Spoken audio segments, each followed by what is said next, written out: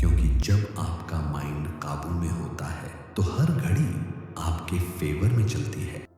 नमस्कार दोस्तों, आप सुन रहे हैं पुस्तक मंथन, जहां हम लाते हैं वो किताबें जो आपकी सोच बदल सकती हैं। आज हम बात करने जा रहे हैं उस सोच की जो कहती है टाइम मैनेजमेंट नहीं, माइंड मैनेजमेंट जरूरी है। इस ऑडियो बुक के जरिए आप जानेंगे क्यों पारंपरिक टाइम मैनेजमेंट अब कारगर नहीं है, कैसे माइंड की लहरों के साथ काम करने से प्रोडक्टिविटी बढ़ती है और कैसे फोकस और फ्लो को समझकर आप कम समय में ज्यादा और बेहतर कर सकते हैं। अगर आप इस किताब की फ्री ई बुक चाहते हैं तो डिस्क्रिप्शन में दिए गए हमारे टेलीग्राम चैनल को अब भी ज्वाइन करें। हमारी हर वीडियो अब आती है 15 भाषाओं के कैप्शंस के साथ। यूट्यूब की सेटिंग्स में जाकर अपनी भाषा चुनिए। Every video now includes captions in 15 languages. Select your preferred language from YouTube settings, क्योंकि शब्द भाषा से नहीं इरादे से असर करते हैं, और जब इरादा हो बदलाव का तो हर भाषा एक नई शक्ति बन जाती है। दोस्तों, जैसे जैसे समय बदलता जाता है बहुत सारी चीजें बदलती हैं और जो चैलेंज हमारे सामने आते हैं उनके नए नए सॉल्यूशंस भी सामने आते हैं। समय रहते हमें भी उन सॉल्यूशंस को समझना चाहिए। आज के दौर का सबसे बड़ा चैलेंज है डिस्ट्रैक्शन, टाइम को मैनेज ना कर पाना और प्रोडक्टिव ना हो पाना। और इसी चैलेंज को सॉल्व करने के लिए जो नई थ्योरी, जो नया कॉन्सेप्ट आज हम डिस्कस करने वाले हैं वो है माइंड मैनेजमेंट का, ना कि टाइम मैनेजमेंट का। आज की बुक समरी है mind management not time management, productivity when creativity matters, जिसे लिखा है डेविड कैडवी ने। डेविड कैडवी भी एक राइटर और एक पॉडकास्टर हैं। वो लोगों को अपने क्रिएटिव काम में प्रोडक्टिव बनने में मदद करते हैं। उनकी बुक्स की 1 मिलियन से ज्यादा कॉपीज बिक चुकी हैं। डेविड टेडएक्स, दी पोस्ट और ऑब्जर्वर में भी आ चुके हैं। तो बात यह है कि कई बुक्स और स्पीकर्स ये बताते हैं कि अपने टाइम को कैसे अच्छे से इस्तेमाल किया जाना चाहिए। वो आपसे ये करो या वो करो करने के लिए कहते हैं, लेकिन सच्चाई तो ये है कि चीजों को पूरा करने का टाइम मैनेजमेंट से कोई ताल्लुक ही नहीं है। ये सिर्फ इस बात पर डिपेंड करता है कि आप अपने माइंड को कैसे मैनेज करते हैं। ये समरी माइंड मैनेजमेंट को पाने के लिए आपको कुछ सिंपल और पावरफुल टेक्निक सिखाने वाली है। तो आइए बिना देर किए शुरू करते हैं आज की book summary mind management not time management, productivity when creativity matters by David Kadavy. आप इसे अपने चारों ओर देखते हैं। रोज लोग पैसा कमाने की भागदौड़ में लगे रहते हैं, इसीलिए आपको हर एक सेकंड को सही जगह पर इस्तेमाल करना चाहिए।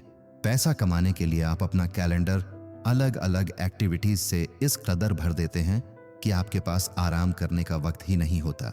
और इतना ही नहीं, आजकल तो लोग मल्टीटास्किंग भी करने लगे हैं, यानी कई काम एक साथ करना, जैसे लंच करते हुए अपने ईमेल का जवाब देना।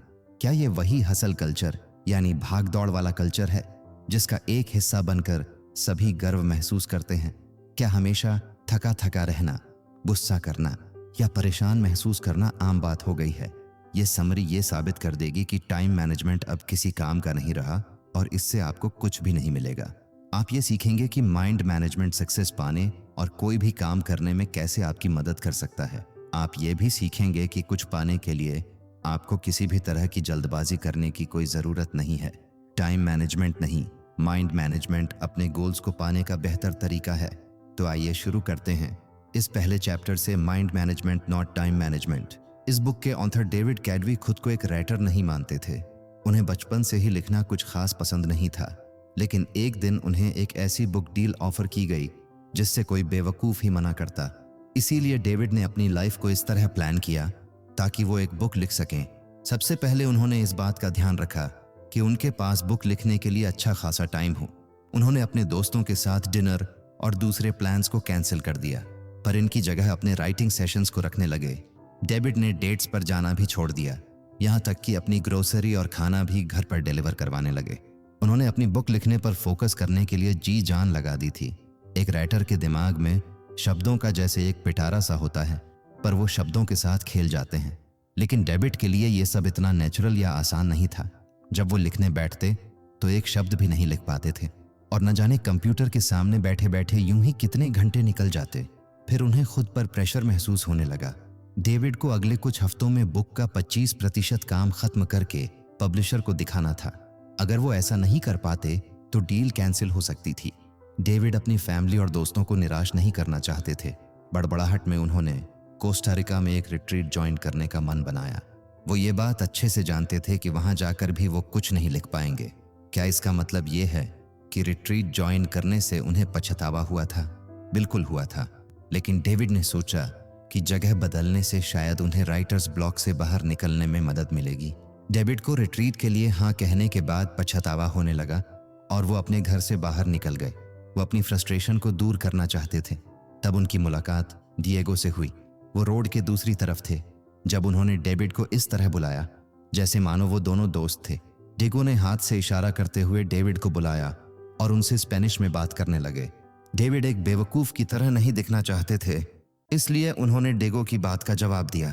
उनसे बात करने पर डेविड को पता चला कि डिएगो ऐसे ही कुछ बात करना चाहता था। उन्हें बीच पर घूमना और बारिश का मौसम बेहद पसंद था। उनकी बातें ज्यादा लंबी तो नहीं चली, लेकिन डेविड को इसके बाद काफी अच्छा महसूस हो रहा था। जब डेविड घर लौटे तो दोबारा कंप्यूटर के सामने बैठ गए। अगले 1 घंटे में डेविड पहला चैप्टर लिखने में कामयाब रहे। इससे डेविड को समझ में आया कि ऐसा क्या हुआ था जिससे वो लिख पाने में कामयाब रहे थे। इसकी वजह लिखने के लिए समय निकालना नहीं था। टाइम मैनेजमेंट अब इफेक्टिव यानी कारगर नहीं रहा है। आपको टाइम की नहीं बल्कि लिखने के लिए सही मेंटल स्टेट में होने की जरूरत है। इसे ही डेविड माइंड मैनेजमेंट कहते हैं। माइंड मैनेजमेंट का मतलब है अपनी क्रिएटिव एनर्जी को प्रायोरिटी देना, लेकिन ये आपका वक्त भी जाया कर सकता है। आपने कभी अपनी लंबी टू डू लिस्ट को देखकर जीरो मोटिवेशन महसूस किया है? ऐसा हम सभी के साथ होता है। फिर भी माइंड मैनेजमेंट से आप इस मुश्किल से निकल सकते हैं। माइंड मैनेजमेंट का मतलब है किसी काम या प्रॉब्लम को अलग नजरिए से देखना। टाइम मैनेजमेंट में आप खुद से ये पूछते हैं कि अभी मैं क्या कर सकता हूँ। ज्यादातर समय इस सवाल की वजह से आप टाल मटोल करने लगते हैं। आप ये जानते हैं कि आपको कुछ करने के लिए आपके पास फोकस और मोटिवेशन नहीं होता है। दूसरी तरफ माइंड मैनेजमेंट में आप खुद से पूछते हैं कि अभी मैं कौन सा काम करने के मूड में हूँ, पर मुझे ऐसा क्या करना चाहिए जो मेरे मूड के साथ फिट हो सके। अपने काम को पूरा करने का सबसे अच्छा तरीका है कि आपका मेंटल स्टेट और वो काम दोनों एक दूसरे के साथ मैच करना चाहिए। इससे एनर्जी और वक्त जैसे रिसोर्सेज वेस्ट नहीं होते। नेक्स्ट चैप्टर है क्रिएटिव स्वीट स्पॉट। क्रिएटिव होना कोई ऐसी चीज नहीं है जो आसानी से आपके अंदर आ जाती है।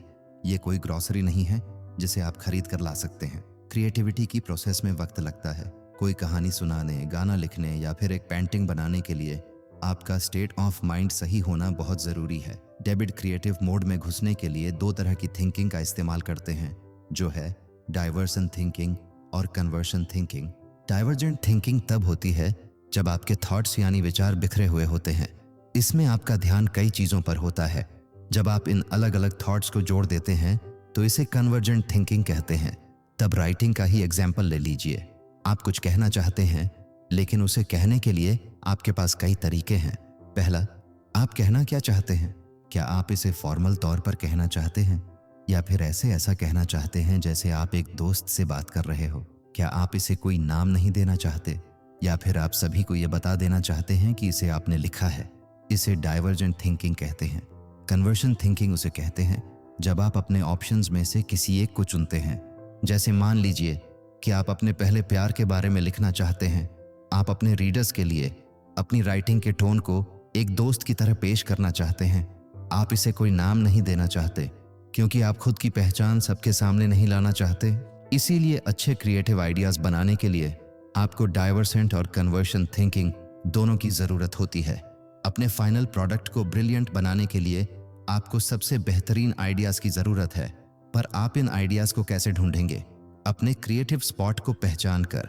आपका क्रिएटिव स्पॉट उस वक्त और उस जगह के बारे में बताता है जिसमें आप अपना बेस्ट क्रिएटिव काम कर पाते हैं। क्रिएटिव काम ऐसी चीज नहीं है जिसे आप किसी गाइड बुक की मदद से कर सकते हैं, जिसमें कोई लॉजिक या कोई मैथमेटिकल फॉर्मूला काम नहीं आता। क्रिएटिव वर्क एक ऐसा अनोखा थॉट प्रोसेस है जिसे हम अक्सर इंसाइट कहते हैं। न्यूरोसाइंटिस्ट के मुताबिक इंसाइट अचानक हुए एहसास या नजरिए में हुए बदलाव को कहते हैं। इंसाइट को एक यूरेका मूवमेंट भी मान सकते हैं, जो तब होता है जब कुछ मिलने से आपकी आंखों में खुशी के आंसू आ जाते हैं। क्या आपको कभी अचानक से कोई ब्रिलियंट प्लान आइडिया आया है? उसे ही यूरेका या फिर मिल गया ये मोमेंट कहते हैं। ये तब होता है जब अपने गाने के कुछ मिस शब्द आपको अचानक से मिल जाए, या आप अपनी कहानी का एक परफेक्ट प्लॉट ढूंढ निकालते हैं। आप दोबारा कुछ पेंट करना चाहते हैं, लेकिन यह नहीं जानते कि क्या पेंट करें। तो इसके लिए अपने पसंदीदा कार्टून कैरेक्टर को पेंट करने के बारे में अचानक याद आना एक यूरेका मोमेंट होगा, जिनके खास वक्त के दौरान अपने क्रिएटिव स्पॉट को ढूंढना आसान हो सकता है। याद रखिएगा कि ये माइंड मैनेजमेंट के बारे में, टाइम मैनेजमेंट के बारे में नहीं। आपकी एनर्जी हर एक दिन या पूरे दिन एक जैसी नहीं रहती है। जैसे जॉब पर आपकी बहुत सी एनर्जी खर्च हो जाती है, ऐसे ही अपने दोस्तों के साथ सोशलाइज करना या अपनी पेंटिंग या नोबेल पर काम करने जैसे काम भी आपकी बहुत सारी एनर्जी ले लेते हैं। इसीलिए दिन का वो सही वक्त ढूंढ निकालिए जब आपके अंदर सबसे ज्यादा एनर्जी होती है। आपको अपने सिस्टम यानी अपने स्लीप साइकिल से भी तालमेल बनाकर रखना होगा। ये सिस्टम आपको दिन में जगे रहने में मदद करता है। इसे ऊपर जाती हुई एक लाइन की तरह सोचिए। जितना ज्यादा आप जागे रहेंगे उतने ज्यादा आप अलर्ट रहेंगे, लेकिन जागे रहने के साथ साथ अलर्ट रहने को आपका स्लीप दैट सिस्टम रोक देता है। दूसरे शब्दों में कहें, अगर आप एक रात अच्छे से नहीं सोएंगे तो आपका स्लीप डेट बहुत ज्यादा हो जाता है। अपने स्लीप डेट को नीचे जाती हुई एक लाइन की तरह सोचिए, क्योंकि ये आपके एनर्जी को कम करता है। आपके सिस्टम और स्लीप डेट दोनों की लाइन दोपहर के शुरुआती वक्त लगभग 2:30 बजे मिलती है। इसी वजह से आप इस वक्त सुस्त और थका हुआ महसूस करते हैं। अपनी बॉडी क्लॉक को समझने से आपको अपने काम पर आसानी से फोकस करने में मदद मिलती है। बहुत से लोग सुबह सुबह बहुत फोकस्ड होकर काम करते हैं। जैसे बेस्ट वायलिन प्लेयर अपने दिन की शुरुआती 2-4 घंटे मन लगाकर प्रैक्टिस करते हैं। मशहूर राइटर वर्जीनिया वुल्फ और साइकोलॉजिस्ट BFP ऐसा ही करते हैं। ऐसा इसलिए क्योंकि सुबह का वक्त वो समय होता है जब लोग पूरी तरह से जगे हुए और सबसे ज्यादा अलर्ट रहते हैं। अपने क्रिएटिव स्पॉट को हासिल करने के लिए डेविड ने एक और तरीका बताया है। इसे वो फर्स्ट आवर रूल कहते हैं, जो अपने काम को पूरा करने में उन्हें डिसिप्लिन रहने में मदद करता है। जब आप अपने दिन का सबसे पहला घंटा अपने प्रोजेक्ट पर लगाते हैं तो उसे फर्स्ट आवर रूल कहते हैं। और ये कोई ऐसा वैसा प्रोजेक्ट नहीं होना चाहिए, बल्कि आपका सबसे इंपॉर्टेंट प्रोजेक्ट होना चाहिए। ऐसा करने से आप उस प्रोजेक्ट को जल्दी पूरा कर पाएंगे। इसे सुनकर ऐसा लग रहा होगा ना कि क्या आप ऐसा सच में मुमकिन है? तो जवाब है जी हाँ, बिल्कुल मुमकिन है। अपने दिन की शुरुआत अपने सबसे इंपॉर्टेंट काम से कीजिए, यानी एक ऐसे काम से जो आपको करना ही है। ऐसा करने से इसे पूरा करने के लिए आपके आलसी होने के चांसेस काफी कम हो जाते हैं। ऐसा करना उस काम में आने वाली रुकावटों को भी रोकता है। इस इंपॉर्टेंट लर्निंग को लेने के बाद बढ़ते हैं नेक्स्ट चैप्टर की ओर, द 4 स्टेजेस ऑफ क्रिएटिविटी। जब आप असल में राइटिंग और पेंटिंग नहीं कर रहे हैं, तब भी आप राइटिंग और पेंटिंग कर सकते हैं। क्रिएटिविटी का प्रोसेस सिर्फ राइटिंग और पेंटिंग के बारे में नहीं है। इसे सोशल साइकोलॉजिस्ट ग्राम बोलर कंट्रोल के 4 स्टेज या क्रिएटिविटी के 4 स्टेज कहते हैं। पहला स्टेज है प्रिपरेशन, यानी कि तैयारी करना।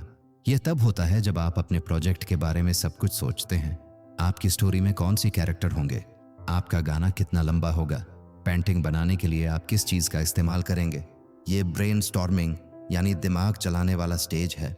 इसमें आपके पास अपने प्रोजेक्ट की इतनी इंफॉर्मेशन होती है कि आप एक चलते फिरते इंसाइक्लोपीडिया की तरह हो जाते हैं। डेविड ने भी अपनी बुक पर इसी तरह काम करना शुरू किया था। ऐसा भी वक्त हुआ जब वो अपने लिविंग रूम में बैठकर इंफॉर्मेशन के ऐसे सोर्सेज को खोलकर देखा करते थे। डेविड के चारों ओर बुक्स, न्यूज़पेपर और जर्नल्स बिखरे रहते थे। उनके पास एक व्हाइट बोर्ड भी था, जिस पर वो पॉसिबल टॉपिक्स और चैप्टर लिखते थे। डेविड ने जो रिसर्च की थी वो समय की बर्बादी नहीं थी, ये उन्हें क्रिएटिविटी के अगले स्टेज तक पहुंचने में मदद कर रही थी। दूसरा स्टेज इंक्यूबेशन है। ये ऐसा वक्त होता है जब आप अपने प्रोजेक्ट पर इतना एक्टिव होकर काम नहीं करते हैं। आप शायद किसी और चीज़ पर काम कर रहे होते हैं या फिर अपने दोस्तों और फैमिली के साथ वक्त बिता रहे होते हैं। हमें बीच बीच में ब्रेक लेने की ज़रूरत होती है। इसी काम को तुरंत पूरा करने के लिए खुद को मजबूर करना हमेशा काम नहीं करता है। ऐसा करने से आप फ्रस्ट्रेट होने लगेंगे और आपको गुस्सा आ जाएगा। ऐसा होने से आपको अपने क्रिएटिव स्पॉट को ढूंढने में और तीसरे स्टेज पर जाने में मुश्किल होगी। तीसरा स्टेज एलिमिनेशन है। ये यूरेका या आहा मूवमेंट है। तीसरे स्टेज को पूरी तरह नहीं समझाया जा सकता। ऐसा इसलिए क्योंकि ये अचानक से होने वाला और अनप्रेडिक्टेबल होता है।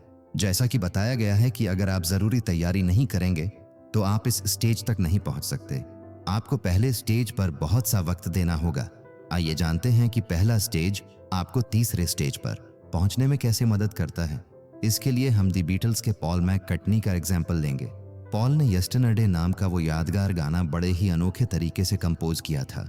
उन्हें इस गाने की धुन अपने सपने में सुनाई दी थी।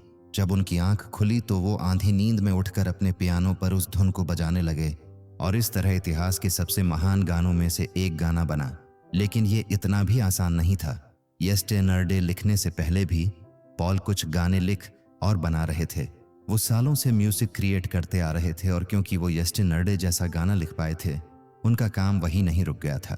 नहीं, पॉल ने यह पक्का किया कि वो चौथे स्टेज को भी अच्छे से पूरा करें, जो है वेरिफिकेशन। चौथा स्टेज वेरिफिकेशन है। ये तब होता है जब आप एलिमिनेशन की स्टेज में आए यूरेका मूवमेंट के बारे में सोचते हैं। इसमें आप ये पक्का कर लेते हैं कि आपका जो आइडिया था वो फुल प्रूफ और ब्रिलियंट है। आप ये डबल चेक करते हैं कि किसी चीज की कमी तो नहीं है। पॉल को 100% विश्वास तो नहीं था कि उनका बनाया हुआ गाना ओरिजिनल था। उन्हें लगा कि हो सकता है कि यह भी एक ऐसी धुन थी जो उन्होंने पहले कभी सुनी थी। ऐसे वक्त ऐसे ENP या सॉफ्टवेयर नहीं हुआ करते थे जो ये बता सके कि कोई धुन ओरिजिनल है या नहीं। इसीलिए पॉल ने 1.5 साल इस बात को पक्का करने में ही लगा दिया कि वो धुन उनकी खुद की थी या नहीं। इसी दौरान उन्होंने अपने गाने को बदलने के लिए उसके लिरिक्स, ट्यून और अरेंजमेंट को सुधारने पर काफी काम किया। अगर आप क्रिएटिविटी के हर स्टेज में अपना वक्त नहीं लगाएंगे तो आप कभी कोई मास्टरपीस नहीं बना सकते। आपको इस पूरे प्रोसेसर के हर स्टेज से होकर गुजरना होगा। नेक्स्ट चैप्टर है दी 7 mental state of creative work. David का कोई स्ट्रिक्ट यानी रूल नहीं था, लेकिन उनके पास करने के लिए ऐसे काम और जाने के लिए ऐसी जगह थी जो उन्हें लिखने के सही मूड में लाने में मदद करते थे। अपनी छोटी सी नोटबुक में कुछ लिखने के लिए वो जॉन हैंकॉक सेंटर के 19th फ्लोर पर जाते थे। ये थॉट्स शुरुआत में बिखरे हुए से रहते हैं, लेकिन इन्हें लिखने के बाद डेविड को वो दूसरी चीजें भी दिखने लगती हैं जो उन्हें लगता था कि अपने बुक में शामिल करनी चाहिए। जॉन हैंकॉक सेंटर डेविड को उनके थॉट्स को अरेंज करने में मदद करता था। एब्सेंटो कॉफी नाम की एक कॉफी प्लेस थी जो डेविड को बहुत पसंद थी। वहां का मन लुभाने वाला खूबसूरत नजारा और कॉफी बीन्स की सुगंध उस जगह को राइटिंग के लिए एक आइडियल जगह बनाती है। डेविड की तरह आप भी अपने मेंटल स्टेट के मुताबिक अलग अलग तरीके के काम कर सकते हैं। आपका mental state in 7 mental status में से एक हो सकता है। पहला है प्रायोरिटाइज्ड मेंटल स्टेट। ये तब होता है जब आप एक प्लान बनाते हैं। आप ये फैसला लेते हैं कि आपको क्या करने की जरूरत है और आप उसे कैसे हासिल करेंगे। इसमें आप ये भी डिसाइड करते हैं कि क्या इंपॉर्टेंट है और क्या नहीं। यही तो डेविड जॉन हैंकॉक सेंटर में करते थे। दूसरा है एक्सप्लोर मेंटल स्टेट। ये रिसर्च करने के बारे में नहीं है। इसमें स्पेसिफिक सवालों के स्पेसिफिक जवाबों को देने की जरूरत नहीं होती। एक्सप्लोर मेंटल स्टेट में अपनी क्यूरियोसिटी को खुला छोड़ने और इसके लिए गिल्टी फील ना करने के बारे में कहा गया है। जैसे मान लीजिए कि आप कुछ पेंट करने का सोच रहे हैं। आपको क्या पेंट करना है, आप इस बात पर रिसर्च करते हैं, लेकिन इस चक्कर में आप पेंटिंग की हिस्ट्री पर एक पूरी डॉक्यूमेंट्री देख डालते हैं। आप अपनी क्यूरियोसिटी को फ्री छोड़ देते हैं, यानी आजाद कर देते हैं। तीसरा है रिसर्च मेंटल स्टेट।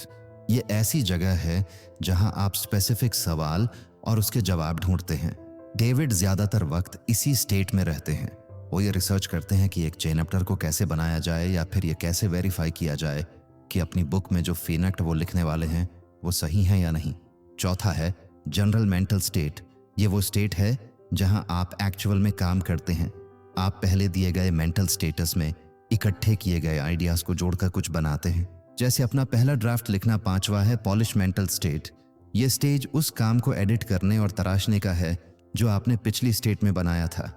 जैसे आप ये ध्यान देते हैं कि आपके सेंटेंस का कोई मतलब हो। पेंटिंग में आप ये चेक करते हैं कि कैनवास पर ऐसी कोई जगह ना छूट गई हो जहां आपने पेंट नहीं किया, या कोई ऐसा कलर तो नहीं है जिसे और ज्यादा डीप या हल्का करने की जरूरत है। छठा है एडमिनिस्ट्रेटिव मेंटल स्टेट। आप हमेशा अपने क्रिएटिव काम पर फोकस नहीं कर सकते। आपकी भी कुछ जिम्मेदारियां हैं जो आपको करनी होगी, जैसे अपने बिल्स भरना और अपनी फैमिली के साथ वक्त बिताना। यह मेंटल स्टेट इसलिए जरूरी है क्योंकि आपको अपनी लाइफ के दूसरे एरिया पर भी ध्यान देना होगा। आखिर में रिचार्ज मेंटल स्टेट होता है। इसमें आपको खुद को आराम देने और रिफ्रेश करने की जरूरत होती है। एक दिन छुट्टी लीजिए या वेकेशन पर जाइए जब डेविड अपनी बुक होती है। एक दिन छुट्टी लीजिए या वेकेशन पर जाइए क्नॉइस। जब डेविड अपनी बुक को लेकर स्ट्रेस लेते हैं तो वो मसाज लेने चले जाते हैं। कभी कभी फनी वीडियो या मूवी देखना भी इसमें मदद कर सकता है। खुद को शांत करने और अपने माइंड को रिलैक्स करने के तरीके ढूंढे। क्रिएटिव साइकिल्स डेविड का बड़ा अजीब सा रूटीन था। रात को 12 बजे से सुबह 4 बजे तक वो सिर्फ अपनी बुक पर फोकस करते थे। सुबह 4 बजे वो लाइट ऑफ करते, अपना कंप्यूटर बंद करते और दोपहर तक सोते रहते। अगले दिन दोपहर में डेविड तैयार होते और कॉफ़ी शॉप चले जाते। वो कैफ़े में तब तक काम करते जब तक उसके बंद होने का वक्त नहीं हो जाता था। इसी को डेविड क्रिएटिव साइकिल कहते हैं। ये एक ऐसा रिपीट होने वाला साइकिल है जिसमें अपने काम में आगे बढ़ने के साथ साथ आपको आराम करने का वक्त भी मिलता है। क्रिएटिव साइकिल में क्रिएटिविटी के 4 स्टेज होते हैं जिसमें आप प्रिपेयर, इनकलबेट, एलिमिनेट, ऑनर, वेरीफाई करते हैं। क्रिएटिव साइकिल को टाइम पर बेस्ड होने की ज़रूरत नहीं है। ये हफ्तों और यहाँ तक कि कई अलग अलग मौसम पर बेस्ड हो सकता है। आइए क्रिएटिव साइकिल का एक एग्जाम्पल देखते हैं। बैड क्रिएटिविटी की पहली स्टेज प्रिपरेशन को रात में करना पसंद करती है। रात की शांति उन्हें फोकस करने में मदद करती है। वो क्रिएटिविटी के तीसरे स्टेज में पहुंचाती है जो है इल्यूमिनेशन। जब वो अपना ब्रेकफास्ट खाती है तो उन्हें एक आहा मूवमेंट मिलता है। उन्हें अपने गाने के सही अल्फाज मिल जाते हैं और वो तुरंत उन्हें अपने पास रखे टिश्यू पेपर पर लिख लेती है। पूरी दोपहर अपने गाने को सुधारने में लगा देती है। वो कुछ अल्फाजों को बेहतर अल्फाजों से बदल देती है और उस धुन को बजाने के लिए बेस्ट इंस्ट्रूमेंट्स को चुनती है। अपने माइंड को मैनेज करने के लिए बहुत से ऑप्शंस है। आपको सिर्फ वो ढूंढने की जरूरत है जो आपको सबसे ज्यादा सूट करता है। नेक्स्ट चैप्टर है क्रिएटिव सिस्टम्स। एक बार डेविड बड़ी मुश्किल में थे। उन्हें अपने पॉडकास्ट के लिए डॉक्टर रॉक के साथ इंटरव्यू करना था।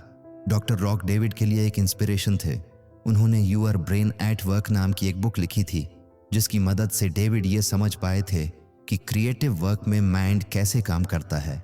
डेविड डॉक्टर रॉक को अपना आइडियल मानते थे, लेकिन जिस दिन डेविड को डॉक्टर रॉक से बात करनी थी उन्हें कई मुश्किलों का सामना करना पड़ा।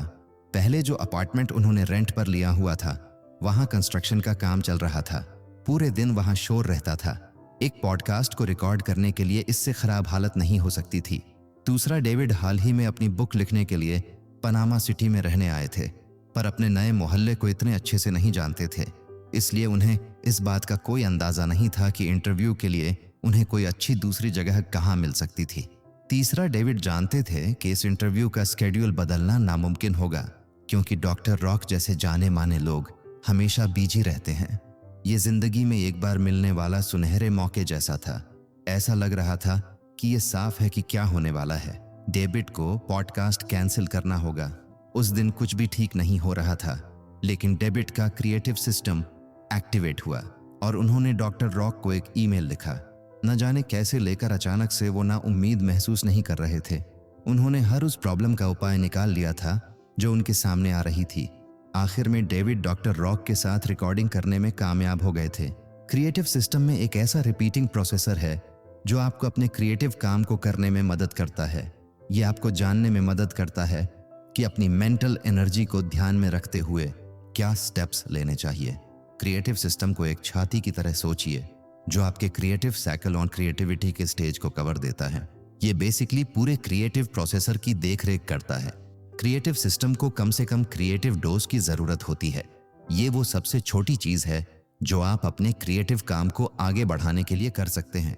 मान लीजिए कि आप एक राइटर हैं। आपका मिनिमम क्रिएटिव डोज है अपनी बुक का एक पैराग्राफ लिखना। मिनिमम क्रिएटिव डोज आपको अपनी दूसरी प्रायोरिटीज पर ध्यान देने में मदद करता है। क्रिएटिव काम के लिए ओपन लूप भी अच्छी चीज है। आइए एक एग्जाम्पल से समझते हैं।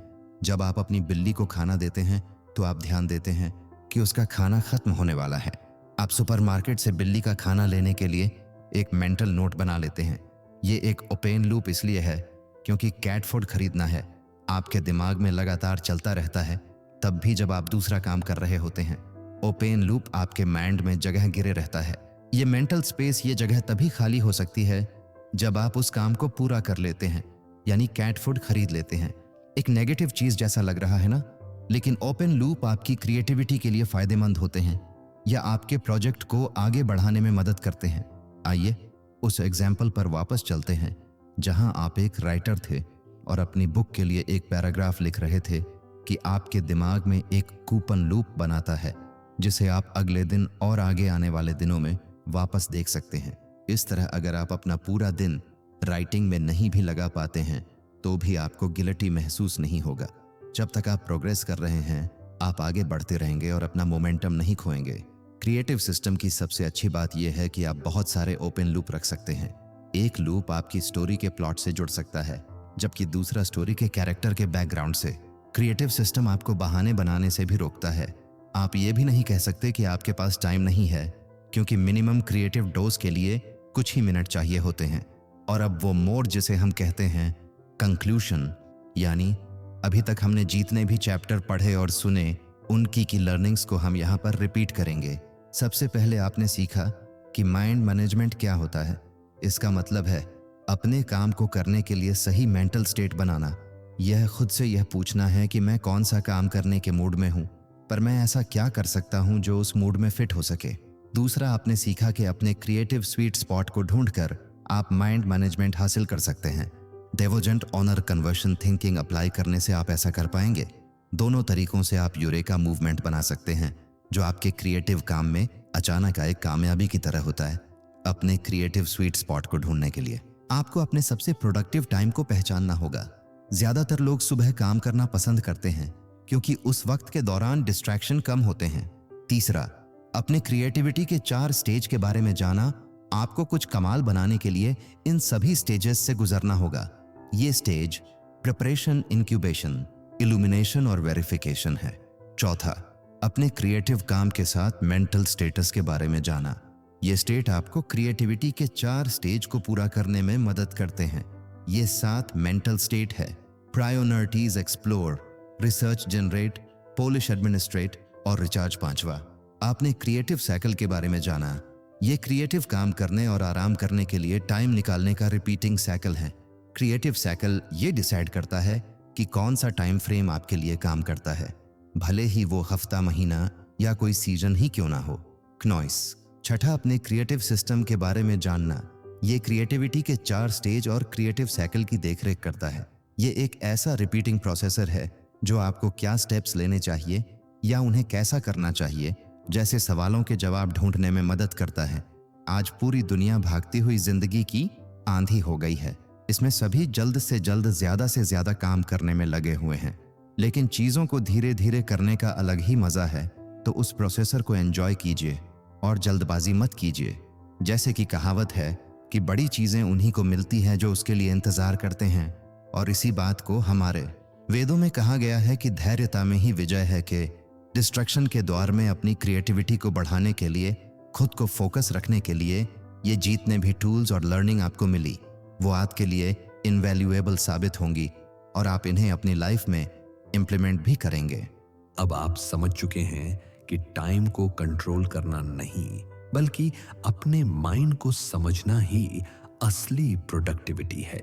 अब जब भी आप काम शुरू करें, घड़ी से पहले अपने मन की दिशा को समझिए। कमेंट करके बताइए आपका सबसे क्रिएटिव समय कब होता है। अगर यह ऑडियो बुक पसंद आई हो तो लाइक करें, शेयर करें और उन लोगों तक पहुंचाएं जो रोज व्यस्त हैं पर संतुष्ट नहीं। फ्री ई बुक्स के लिए हमारा टेलीग्राम चैनल डिस्क्रिप्शन में दिया गया है, अभी ज्वाइन करें और ज्ञान की इस यात्रा को और आगे बढ़ाएं। और हाँ, हमारी हर वीडियो अब आती है 15 भाषाओं के कैप्शंस के साथ। YouTube की सेटिंग्स में जाकर अपनी भाषा चुनिए। Every video now includes captions in 15 languages. Select your preferred language from YouTube settings. क्योंकि सीखना अब भाषा पर नहीं, सिर्फ आपकी जिज्ञासा पर निर्भर करता है। दिमाग को संभाल लीजिए, वक्त खुद ब खुद आपके कंट्रोल में आ जाएगा।